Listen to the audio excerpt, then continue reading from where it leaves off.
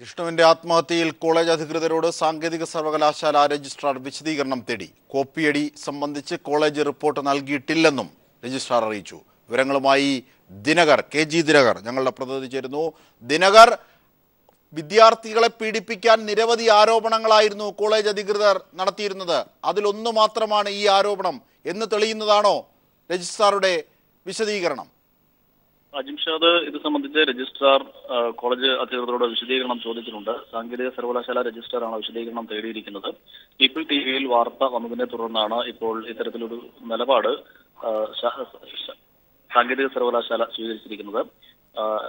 ഒരാഴ്ചക്കുള്ളിൽ ഇത് സംബന്ധിച്ചുള്ള വിശദമായ റിപ്പോർട്ട് നൽകാനാണ് രജിസ്ട്രാർ നിർദ്ദേശം അടിയന്തരമായി നൽകിയിരിക്കുന്നത്. അജിംഷാദ്. ശരി, KG ദിനകർ. കുസാറ്റ് രജിസ്ട്രാറും ഇത്തരത്തിൽ വിശദീകരണം ആവശ്യപ്പെട്ടിട്ടുണ്ട്. ഒപ്പം യുവജന കമ്മീഷനും സ്വമേധയാ കേസെടുത്തിട്ടുണ്ട്. ഒപ്പം സർക്കാരിന് ശുപാർശയും നൽകും എന്നും ചിന്താ ജെറോം പീപ്പിൾ ടിവിയോട് പറഞ്ഞു.